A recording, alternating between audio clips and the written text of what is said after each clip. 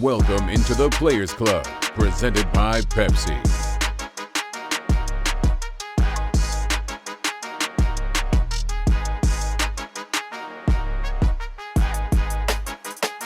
The Players Club is presented by Pepsi, the official soft drink of the Washington Commanders.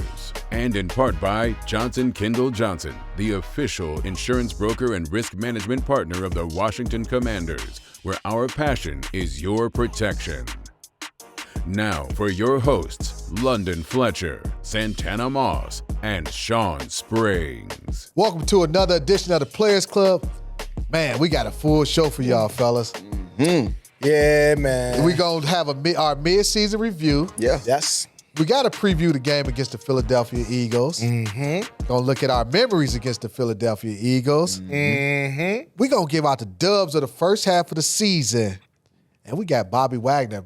Bob, what you call him? Bobby Yellow Jacket? Bobby Yellow Jacket. Bobby Yellow Jacket, Bobby Gold Jacket, whatever. By way of Fred Snoop. I ain't going to take no credit for that one. Yeah, he's going to be on the show. And that's what we got for y'all on this next edition of the Players Club. Player! Himalaya. We're going to do something a little different. Normally we have dubs of the week. But for this show, let me get my chain out. We're going to give dubs of the season, the mid-season so far. After 10 games, team is balling. What has been your impressions of this team so far? Like, who would you give your dubs of the mid-season to? Well, for me, and y'all been teasing me all year, but that Frankie LaVue, man. Hey, so that's your guy. You got a man crush on him. I got a man crush on Frankie. And I seen him in training camp, and he's one of those guys, like you say, he come out of the locker room, he's a dude. And we knew that he could play linebacker. Yeah. I had no idea, London, we talked about it each week. Man, did you see that pass rush move? Right. Did you see his effort? And what he brings to the table, along with Bobby and the rest of the defense. But I think he's that dude on that defense. And I've been really impressed with him and his performance week in and week out and when he's doing. So Frankie LaVue, for me, on the defense side of the ball has been great. Are we talking about offense as well, or are we just picking a guy? It's whatever. It's your dude. Whatever you feel. He's my guy. And then on the offense side of the ball, is we can talk about, Jaden, and I say that for Santana, but B-Rob, man. Yeah. B-Rob we had him on the show early in the year, and he's talking about turning it up. Week 2, Giants, 133 yards. He's that hammer, catching out the backfield, doing everything we've asked him to do, nicked up here and there. But for the most part, man, I've been so impressed with that kid, along with others. Yeah. But for me, it was B-Rob and the way he's been doing, the way he's been running the ball behind that good offensive line and everything, making people put one-on-one coverage for the guys on the outside to eat. But he was an X factor for me. I think it'd be obvious if I came out with an offensive guy, or you know what I mean. So I'm gonna let you guys have y'all way with it. Come on, man. Because I bring it. When I bring it, I make you really think about it. I make you really think. Let's make it. I'm gonna make you put on your thinking hats again for this one. And I got to give credit. I'm going back to coaches. Going back to coaches. I like to give coaches some praise. It's a guy who we didn't give enough credit to, man. And I think that's Izzo. And what he's doing with that special teams, man.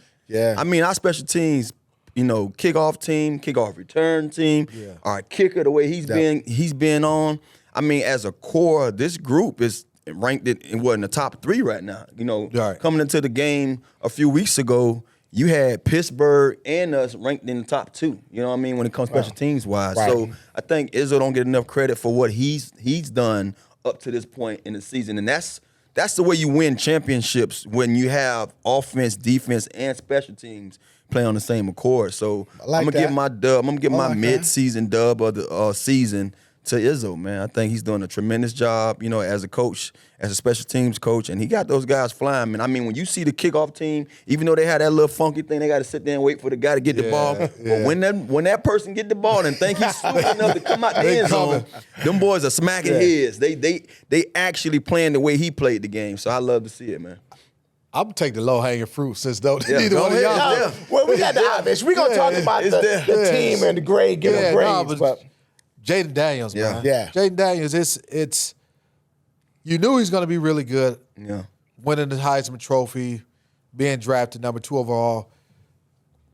For him to be playing at the level he's playing so quickly in his career. But that's how we know that, because Bryce Young won the Heisman. No, I'm saying I didn't Right. think we didn't know he. Let me rewind. When I say we knew he was going to be good, eventually we knew he was going to play. We thought he would play at a high level. Right. He's exceeded Oh expectations. God, yeah, that's my point. Yeah, he's exceeded expectations, and really it's about the way he's gone about it. From day one, from the first time we interviewed him, extremely impressed with him, with the humility. We've all been around rookies who haven't accomplished nearly as much as Jaden has accomplished, and they come in feeling entitled, big-headed, think they know everything. Yeah. This kid, man, he just goes out, plays ball, lights defenses up, and it's Puts like himself no in the big deal. MVP. He's in the MVP conversation. Conversation. Not just rookie of the year, but the MVP conversation has his team where we're sitting right now. And I keep telling y'all, he's only going to get better. Yeah. That's the scary part. That's hard That's to the believe, craziest right? part about And it. just to speak on that a little bit, you talked about humility. The kid told us after the Hail Mary, when we had him on game day live post game show, he says that's God. He's like, man, you got to be living right. You know what I mean? And the reason why I want to say that, because it's crazy. You said humility, and the first thing I thought about, I got a tattoo when I was in high school. It's a Bible scripture, and it's crazy because one of my daughters just got baptized, and then my oldest daughter the other day just asked me like, Dad, what are some of the things can I pray about? How you teach me how to pray? Wow. And for her to be 20 plus years old, she's 20 actually, and she want to learn how to pray. And she know I always bother them about that, because I told them I've been praying since I was a little boy. Like we didn't grow up in a church, but I'm always praying. I'm praying when I get up. I'm praying at night. And I was happy to hear her say she want to learn, she want to get closer to God. And I sent her a scripture, the scripture that I got tattooed on me, and it says, it's James 4:10, and it says, humble yourself before the Lord, and he will lift you up. And I told her I walk with that, you know what I mean? And everybody wanted to tell her, why you so soft-spoken, why you so humble, why you take on, that's been my life. I didn't try to be humble. It was born in me. It was instilled in me. And as I was coming up to learn myself a little bit, I found the scripture that I identified with. So listening to him say that about the Lord and about living right, to watch him play, it's not a surprise to me why he's successful, because he knows a higher power and he believes in it, and he's doing the right things to get himself prepared. Because one of the things about opportunity is the preparation part of it. Yes, like if you're not prepared for the opportunity, then you're gonna fail. Yeah. You know what I mean? So you can say everything he did up to this point, he prepared himself to have these moments, and that's why you got to give it up to him. You also thinking about the another dub of the week, or who I give dub of the mid-season so far. Yeah. I got to give it to the ownership group. Oh, And the reason like I that. give it to the ownership group, and they've done a tremendous job in all the things they've added around, not just here but also at the stadium and fan experience, and trying to make things better. But I'll go back to the process they went through first and foremost in hiring Adam Peters. Yes. Football. They had a plan. Josh Harris leading that obviously, and him and the process that he went through, bringing in Bob Myers and having Rick Spielman as guys who helped him through that process. And he owns other sports teams, and he knew he'd hired general managers and head coaches before and all that, but knowing that, hey, this is a different element. Football is different than basketball or different than soccer or whatever the case may be. Let's bring in some other people to help me with this process, and identifying Adam Peters, and from there, Adam Peters and ownership hiring Dan Quinn and putting that together, and for this to come together so quickly, you have to. It's ahead of schedule. There's no other. They're ahead of schedule. Being where we are right now, and to that point, the trades. Yeah, the trades, and some of the guys we brought in free agency. We talked about bringing Bobby early. Bobby was in that veteran leadership. Trading for Marshawn Lattimore. Before the deadline when we needed. And so we talked about what that meant for the organization and drafting Jaden.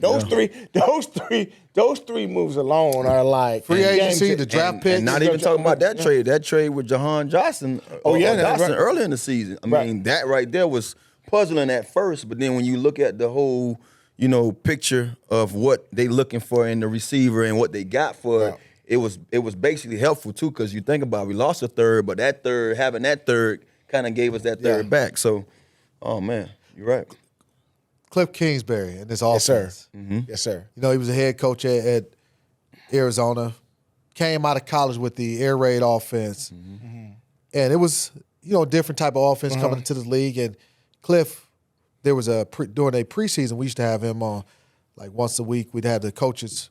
We had him on a conference call, and he talked about having these other coaches from these different Coach backgrounds. Lynn. Yep. Having Coach Lynn, having Brian Joss, who was the offensive coordinator from Philly. From Philly, and kind of bringing that all together and creating the Washington Commanders offense. And him just saying, hey, when I came to the league, all I had was my offense from Texas Tech. Right. And now creating the NFL offense. Y'all surprised about how this offense has operated and come together so quickly and being able to not just coming together, but producing the way that they're producing? You're absolutely right, because the air raid offense traditionally doesn't have the feel of you run stretch plays and stuff like that, but in the counters, you don't have the vertical passing game. The vertical passing game, get the ball out. Yeah. But it seems like there's a special combination of the run game paired with the pass game mixed in, that we understand the talent that we've had in getting those guys. We got a hammer. We got a third down back. We got Terry. We got Zach. Mm-hmm. The line and the run game complements the line. And all while bringing Jaden along. Mm-hmm. And we've seen Jaden just continue to get better from each week. So I would say I'm surprised, but when you think about Brian, Coach Lynn, and the staff, and it's a right combination, because he was quarterback whisperer in Philly, Brian was with Jalen. Mm-hmm. And Coach Lynn is a monster in the run game. Yeah. And Cliff is just a genius guy. So I just think it's like you said, it's a beautiful mix of personalities and coaches. I won't say I'm surprised. I had no expectations. I really didn't. I knew one thing that stood out to me is when I saw Cliff in his stint as a head coach, his running game always was second to none. You got to think about it. Connor was over there killing them. He was. And so with that in mind, the first thing came to mind. That's why I was barking up, telling everybody the whole year, I can't wait to see B-Rob this year. Okay. Because knowing that everybody know what we're going to do offensively with just the air raid attack, and thinking that that's how it's going to be or how it's going to look, he's going to get to that run game. It allows him to show us week in and week out how special this offense can be. Yep. And I think he's spending a lot of time with the guys that he brought around. You think about it, we brought the Johnson coach, we brought the coach from Philly. Yep. You brought in, you talked about Lynn. All these coaches have been in good offenses and had their role in why that offense was special. And now success. You bring it to here, it's a copycat league. Yeah. We won a lot of games doing things that other teams did. So I think all together, man, it's a unity of coaches that's putting their head together, but Cliff getting a lot of credit for it, and they doing a damn good job at it. Yeah. Another coach who's done an outstanding job in bringing some guys together. Joe Witt Jr., defensive coordinator, man. Sir. Love when Joe has his press conferences. He keeps it. I like he keeps it 100. I feel like I'm listening to Obama in the football version. 100%. Let the man talk. I want to listen to him. Just let him go. For him to be able to, you think about how the defense was first couple weeks, how they started off, and then how he's been able to take this defense to another level. Yep. Get everything he's got out that pass rush. Yeah. Those guys who like, all right, where we gonna get the pass rush from? So your boy Frankie Louvu, obviously, other guys have emerged. Newton emerged. Fowler, Fowler has emerged. Cleveland Farrell, Armstrong. Yep. A bunch of guys. Bobby when he blitzes, and then getting the guys on the back end to communicate and play a lot better. You guys both play defense. And I'm going to just tell you my perspective of watching defenses and playing against them. It's very seldom that you see a defense that showed you who they are and got better.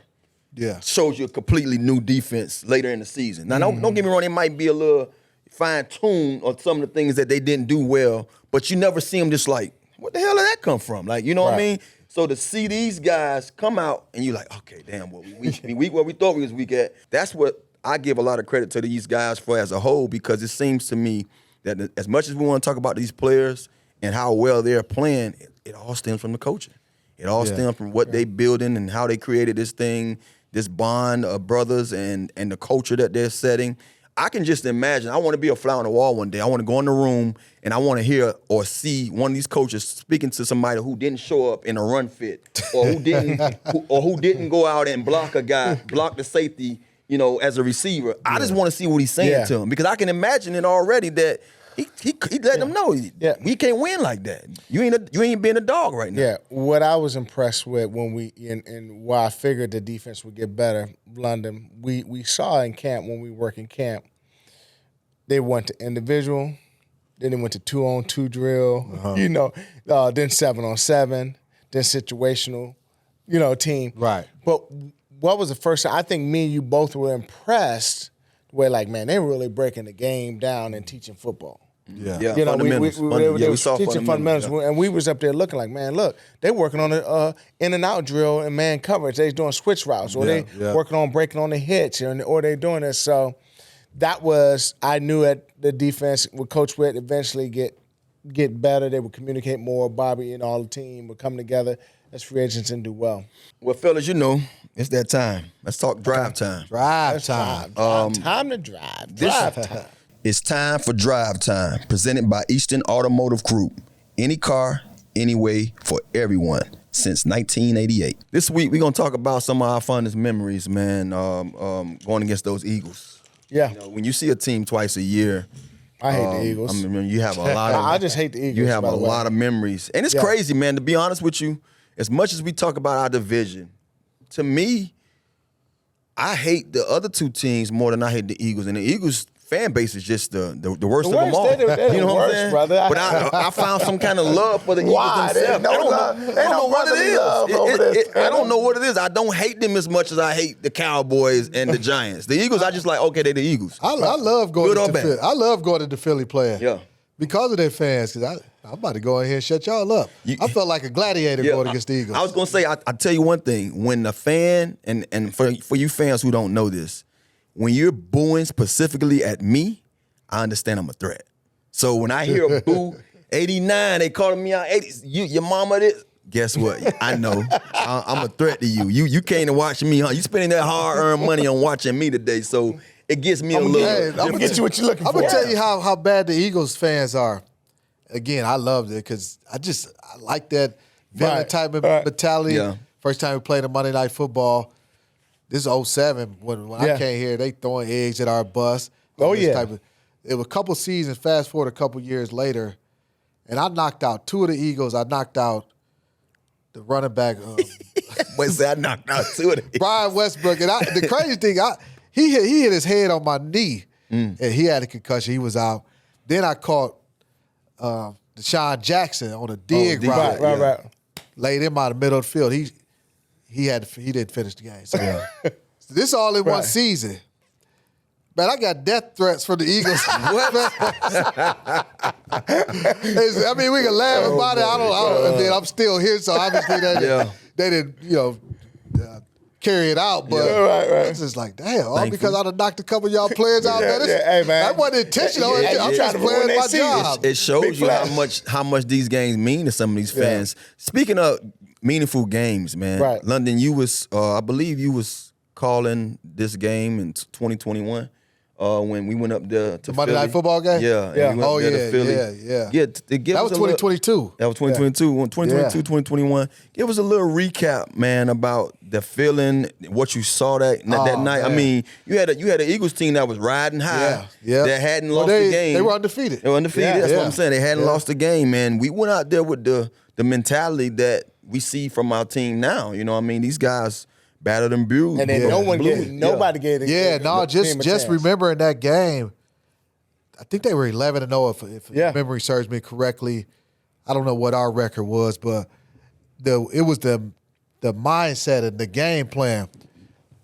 We went into that game, and if we didn't run it 40 times, we ran it close to 40 times. Right. And I can remember on air, I mean, it was just a thing of beauty because we had been, up until that point, throwing the football a lot, trying to get the passing game going. But in that game, I was like, man, this look like the Redskins, right?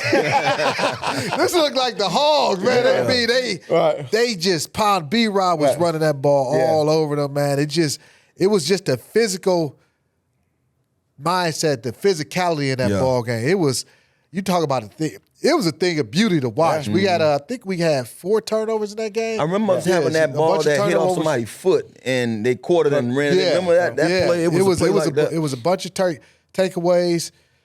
Man, it was a bunch of takeaways in that ball game. But you just remember beautiful the feeling. game. You was one of those games. You remember like, we went in there. Derek Forrest made a tremendous, like almost like a Willie Mays type interception. I think it was the Willie Mays interception in that game. Or over his head. Somebody else, St. Juice, I think, knocked the ball out that Forrest recovered. Right. It was just, man, it was some plays being made in that game. Some of your favorite Eagles matchups, man. Well, man, I tell you my favorite Eagle matchup we had here. We played them on, was it a Sunday night? I think we can talk about that later, but T.O. Man, I was matched up on T.O. and we were getting after him. And I remember him running Was slant. that 05? It might have been 05. We ran a slant. We might have 05. Yeah, he ran 05. a slant. We played them on Sunday Night Football. Yeah, I hit him, popped the ball up in the air, and then Sean hit somebody else. So, I would say, knowing that we are facing these guys at their home on Thursday night, what is like playing there, man? I mean, I remember the old, what it was called, the Vet. Yeah, I love the Vet was like no other. You know what I mean? But does this new stadium has that same kind of... Sean, you had to play in the Vet when they had the little... Tanner, you by the time you got in the league. I played in the Vet when they had field turf. I mean regular turf. Regular turf when it was like this? Like this. Oh, okay, yeah. And it rattled a little bit. Come on, yeah, I thought you, I didn't know you was that old. But guess what, too? We played against the Owls. Temple. So all right, I played them, man, twice. that turf was terrible. Terrible. Yeah, it was terrible. Man, I may have played the Eagles more than any team in my career. Because when I was in St. Louis, we played them in the NFC Championship game. Played them a couple times during the regular season. You against Andy Reid, huh? Yeah, Andy Reid. Hey, Big Fletch, that's smile for Big Fletch. I used to get after the Eagles, man. Right. Hey, I wasn't a fan favorite of probably the Eagles players and coaches because I don't believe in making friends on the field. I talk all the time about there was no peace treaty. I don't before a game. I'm not talking to you. I don't care if me and you grew up together from Little League. When we step between these we ain't got to be between the white lines. Soon you come out the tunnel. Soon as I know we playing that week, I'm not your friend. There is no communication. Yeah, so you could have played I don't your want brother. I don't want a small talk with you before the game. I don't want to exchange jerseys with you after the game. You still the enemy. Yeah. Ain't no chumming it up. Man, I'm here for blood. Tonight gonna be some blood. Oh, it's gonna be some blood. It's gonna be some blood. I'm actually looking forward to it more so now, just knowing because I was skeptical about just where we was at corner wise, and I'm not saying that our corners haven't been playing good or playing up to the level that they're supposed to, but I know when you have a guy like AJ Brown and Devonte Smith, you need more than just one or two guys. Let me ask you this, though. So we got, obviously, Brian, who was the quarterback coach of the Eagles, and he's installed some stuff, but he also knows that. Does that give an advantage one way or the other? It does. I'm glad you brought that up. I forgot all about that. I just mentioned him, and I forgot that having him here will give us a little keys on what they do offensively or will they know what the receivers have. That's definitely going to be a big help. And now that you say that, along with who we just brought in, I'm looking forward to that matchup. I'm looking forward to that matchup for that standpoint only. But I feel like, man, this is one of those matchups, man, where even though I've heard a lot of people siding with the Eagles, I feel like I'm happy to be on that spot. I'm happy to be in that space because I understand what we're doing here, what we're creating here. And I think this team gonna be more than ready, man, to go out there, man, and go out there and really have a nice showcase of some good divisional football. This is a great segue into set the tone. Great segue into set the tone because we're gonna actually talk about the Eagles even more detailed. So it's time to set the tone. Brought to you by Johnson Kendall Johnson, the official insurance broker and risk management partner of the Washington Commanders, where our passion is your protection. First off, let's start with this Eagles defense, man. Top 5 in total yards, top 10 in passing yards, top 5 in rush yards allowed, and top 10 in total points per game. They playing some heck of a defense. Remember, they got a new defensive coordinator, Vic Fangio. Okay. He's been an architect of some great defenses. Yeah, he don't play. How we gonna be able to move the ball, score points, rush against this Eagles? We can't brush over that for the folks out there about Fangio. Fangio is somebody that's a nightmare that you need to prepare for. So just to give them a little bit of background, Vic Fangio was the defensive coordinator for the 49ers when they went to, 4 NFC championship Four games? NFC championships. He's other defenses as well. Yeah, he's like the father of one of the OGs. One of the OGs. And this to me will probably be the best defense we've faced. Yeah. From a scheme-wise and just talent-wise. So, but not a defense that we can't do some things to. Yeah. But it's going to be one of those like, hey, for the first time, we might have a defense try to dictate some things to us. Yeah. And I think all the first half of the year and the whole most of the year, we've been out there trying to say, all right, we're going to read off of this. We're going to run pass option off of this. And we're going to go out. We're going to attack you here. This. Now we got to be a little bit of like, like how we're going to scheme them up a little bit. Different. We scheme them all up, but do we have to, again, I don't believe in peace treaties, man. We still gotta go in there. Like I hear him talking, but I'm not. No. When I say that, meaning like there's some defenses that do what they do. Yeah.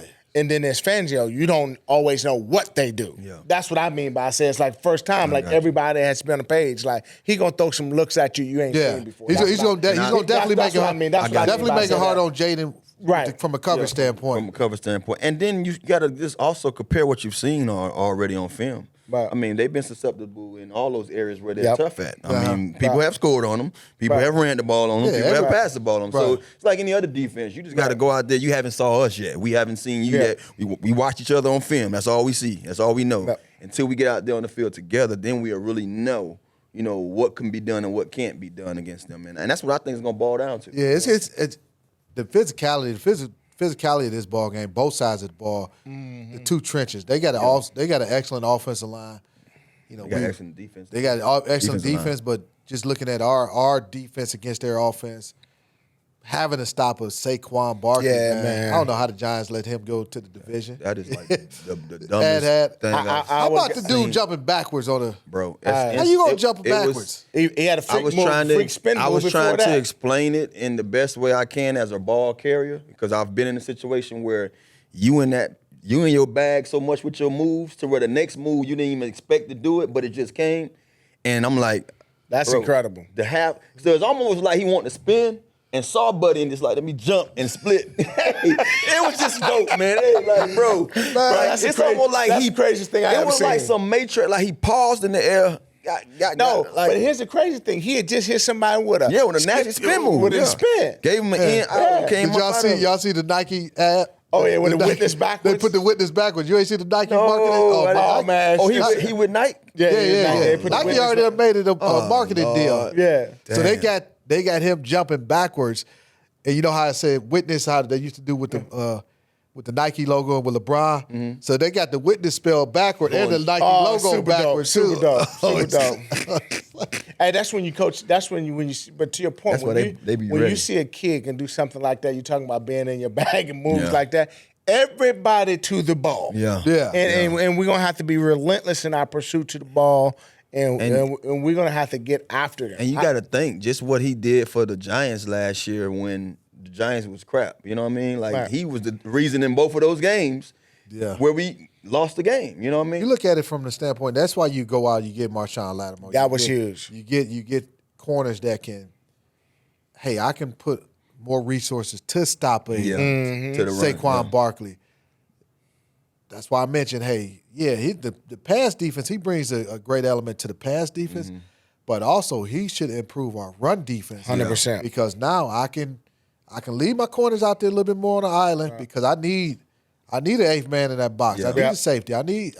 They run some RPOs. I need somebody ready to tackle Jalen Hurts if he decides to keep that ball. So it's going to be a great chess matchup, man. Yeah. I don't know about y'all, man. I missed them NFC East battles. Yeah, this is one where you know when you sometimes you get the feeling when you go into the game you get it before the stadium. Then some weeks you start to get it you get it on Monday, and you get that feeling like okay, you can just feel it at practice, like it's some energy, and it is some energy this week for this game. I think NFC alone, I mean, just our division alone, and it goes for any division you ever played in when you're playing against a team that you know well and they know you well. It's almost like getting ready for that relative that come over on special holidays that you can't stand. You know what I mean? Like, honestly, like, you know how it is. You got some family members like that. We all do. You know what I'm saying? And so it's just like, damn, I got to deal with this, again. Well, and so like you gonna have your best jokes ready for them. You gonna have your best whatever man, anything that it is. Hey, man, I got a cousin. It don't even. I can't stand this joker, man. It ain't even like you done took me that time. Yeah, bro. I'm telling you, gonna hide your toys. Man. Yeah, I need therapy. I'm gonna have to sit on the couch with y'all about this therapy about my cousin. And this is a cousin that I see on a regular basis. He from East Cleveland? We grew up damn near the same house, so I see him more than just on every holiday. That's something man, this dude gets on my damn nerves. Yeah. But anyway, I digress. Looking at this game, how would you defend Devonte Smith and A.J. Brown? By going out there what we did. When you draft Mike Senstrill, you have Forbes, you have St. Juice, you have a lot of more. It's just sheer talent. Yeah. And two, the pre and post snap reads for a quarterback when they have explosive players is critical. Yeah. I don't think people understand how much that helps guys in the back end to show a certain look. We talk about it all the time. So elaborate on pre-snap looks and post-snap looks. So the pre-snap look is what the quarterback sees before the ball is snapped. So seeing two high safeties, he now thinks we could be in zone. But for some reason, he's probably going to say it's two guys on half of the field. Right. Now, we know on post-snap, that can go down to a single. One of the safeties can cover the tight end or whatever, and we can go man. But it doesn't automatically means that we're going to be in man and they can just line up and say, I'm going to go right here to the backside X. So I think the pre- and post-snap unity and how they move together and how they play is going to be critical. And it's going to be, we got to get pressure on Jalen. Yeah. We're going to have to get pressure on Jalen. We can cover him, but we ain't going to cover him all day. They're going to make some plays. But the confidence that we bring with the secondary and the guys that we got in the secondary, that's why we get first round corners. That's why we get guys that are just confident playing in the slot, and that's why we went and did what we did in free agency. Anybody, Tanner, as you think about this matchup, who you think got to shine in this game? Prime, who gonna shine in what prime side, time? What side of the ball? It doesn't offensive, defensively. Yeah, we're gonna shine. Well, the thing that I love, what I've been seeing, when you have a quarterback like what we have, you got a receiver that's very confident. You got a receiver that did it with 12 other guys at that same position where it wasn't coming to him. Now he has a guy that he's building a whole chemistry with, and they understand each other. The team allowing him to be vocal enough to go out there. One of the things that I knew from watching Terry go up against the Eagles got a pretty piece of talent out there at cornerback. And guess what? He never played well against Terry. Terry always have his number. So just knowing what Terry had done with other guys, like Heineke and, Alex and all those guys, for him to go out there and be productive, and I can't say this Alex's name out there as like he's a slouch. Either one of those guys wasn't that, Alex wasn't his 100% himself, though. He wasn't himself, but he was shot when he played, that 1 year when he came back. But I will say what he's done so far this year, man, I'm really looking forward to seeing Terry finish this season out, just knowing that what he's built he's only gonna get better with it. You know what I mean? This is like scratching the surface right now. What him and Jaden Daniels has built, and I know he's gonna be chopping at the bits, knowing that boy will cross the away from him, had nightmares of him. But I think he's gonna be the guy. I think offensively he's gonna be a guy. Like I say, we can always say 5 because 5 is the guy. You know what I mean? But he's the guy for all of us. And then it's gonna be interesting too, man. I think our offensive line again. You know, I'm gonna mention them because they keep rising. You know, every time we get somebody in front of them that's supposed to be world beaters, they find a way to together form that Voltron and be hard to stop. And that's what we've been seeing from some of these games, man. The only way we are productive offensively the way we are is because of those guys up front. So, you know, I'm looking for them to be stars that night. Blue, who you thinking? Who you think needs to shine in prime time? Man, it's going to have to be the front, getting after Jalen. Yeah. Because as much as we talk about our guy, Jalen had, I mean, since he's been in the league, and they had a tough stretch last year, but before, I think he went on like a 12 or 13 game win streak. Yeah. So I think it's going to have to be the guys up front. But Newton has been coming on in replacement of J.A. I mean, the guys Fowler and Cleveland, all these guys are going to have to get after him because he's a mobile quarterback. So we're almost playing a mirror image of kind of what they face all the time. And they're tough. Guys who can run and throw are a tough challenge for the D-line. But for me, it's the D-line. I'll say I'm going to include the linebackers. I'm going to say the front seven. Because I think you got to – I'm taking away Saquon first and foremost. Yeah. I'm taking away him, and I'm going to force Jalen Hurts to beat me. Now, he may be able to do that, but picking my poison, so to speak. So do you want to make him one-dimensional? I'm making him one-dimensional because one thing about Jalen, he will give you opportunities to make interceptions on the ball. Throw it up. Yep. I want to allow myself to get pressure on the quarterback, make mistakes throwing the football. But I got to start with stopping Saquon Barkley. All right, fellas. And one of the guys who's going to help in stopping Saquon Barkley is going to be Bobby Wagner. He's joining us later on in the show.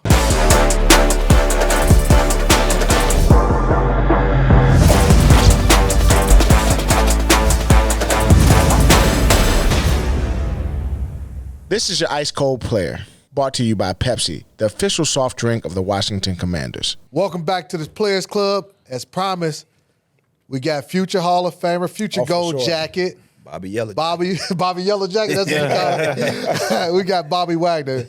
Bobby, man, we appreciate you joining us. It's all love, man. It's all love. First time, you spent majority of your career, or all of your career, out on the West Coast, played for the Seahawks for a long period of time, 1 year in L.A., came all the way across the country to the East Coast.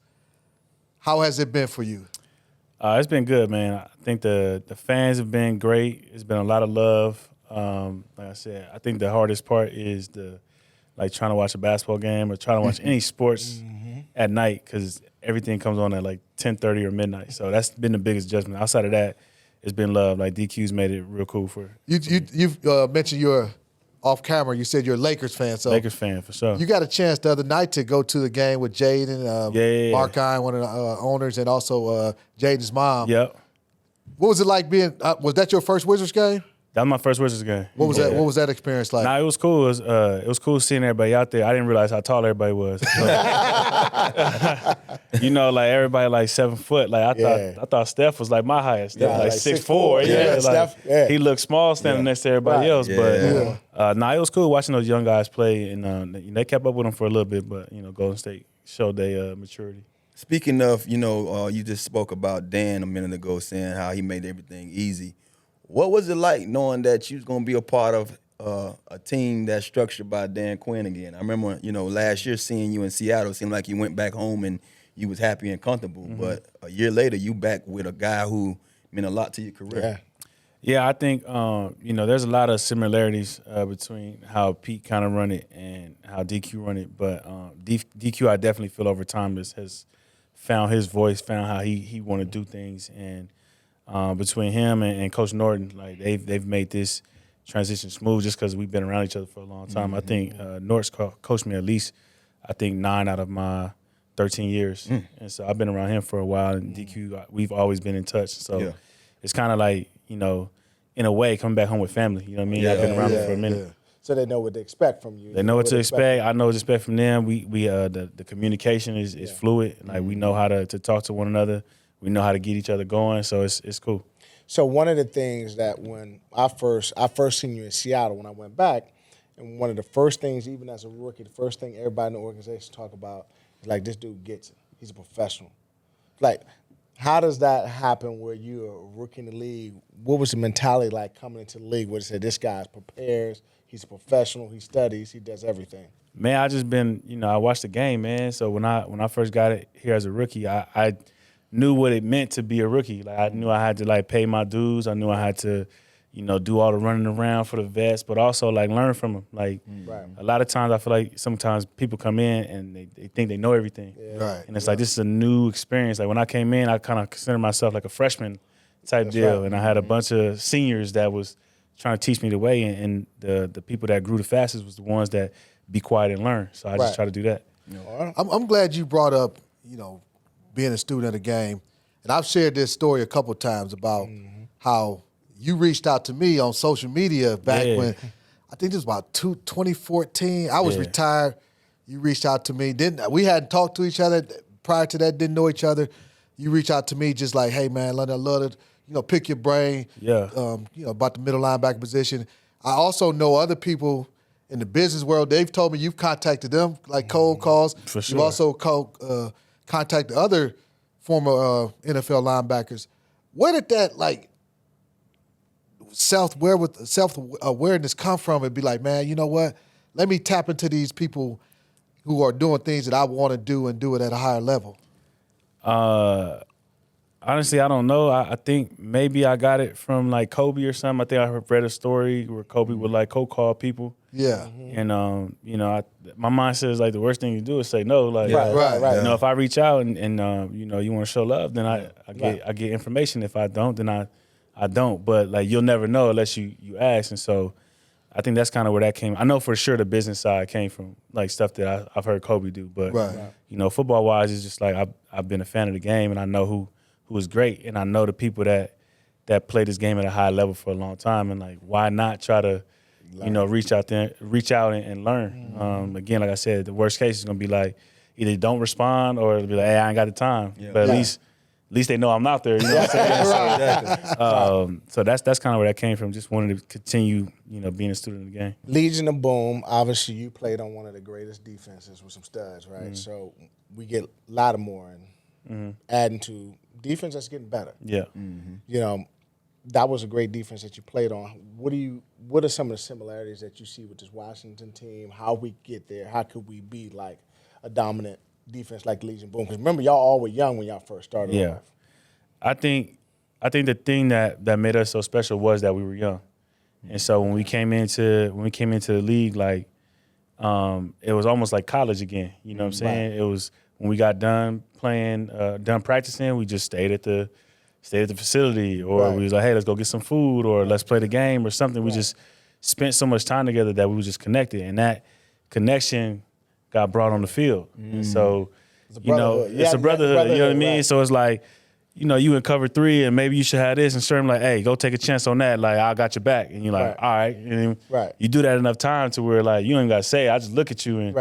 And so for me, I would say the comparison is the connection. I think a lot of the guys here, we're really connected, like off the field. And I think that's what, you know, makes us believe that we can get there if we just keep going at it, because we have the connection that you would need to be a good defense. And so it's just really just growing on that.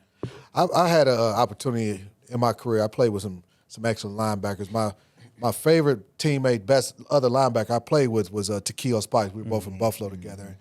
And it would be times before the ball was snapped, we know like this how it's drawn up, but Key, do this, do such. I got your back, whatever. You and Frankie, y'all both came in here together this year. Y'all been out there balling, man. Dominating, man. Have you and him been able to build that type of chemistry where y'all playing off each other? And what is it like playing with a guy like Frankie? I mean, it's exactly like that. I think, one, we knew each other because he used to work out in Seattle at the same spot. We worked out. So we knew of each other, but then he started playing on the East Coast. So didn't really see him as much. But then when we came here, it was just like, dang, like we've always wanted to do this. Now we get to do it. And it was just, again, just like the open communication off the field. We'd be out there and it was like, hey, what you think? I think we can make a play. You know what I'm saying? Right. And it's the trust. Like we trust one another and we believe in one another and we put in the work. You know, we study the film. It's not like we just guessing. Like we know what's coming. And so it's been great playing with him. Like, one of the things I saw from day one, I was just going through your little bio, and I was like, man, you was on that 2012 team that played us in the playoffs that we lost RG3 in. You know what I mean? We got to bring up old stuff. He's still talking about it. I was smacking him. But I remember you was a vocal, like you was a guy that we checked off on. Just be mindful where he at. You know what I mean? Right. So just to know that you was young. And now this is what, year 13, you say? 13. You're 13. I got to play 14. How many years you played? 16. 13. 13. So just to see where we was at, and I remember how I felt.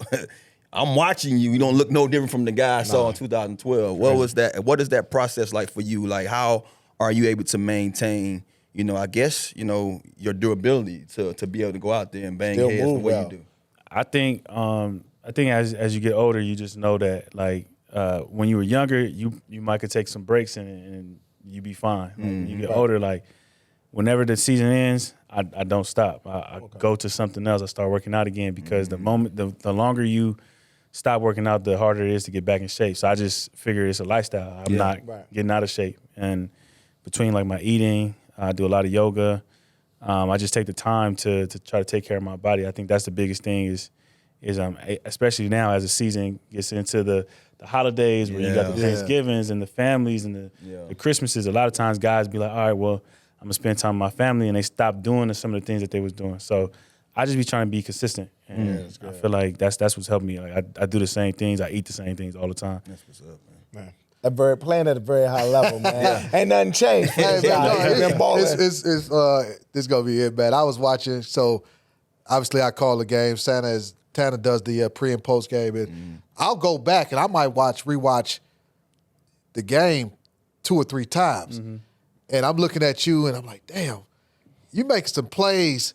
Like, how the hell did he slip that lineman and make this tackle? And I'm looking like, he look like he out of position, like he's not gonna be able to do it.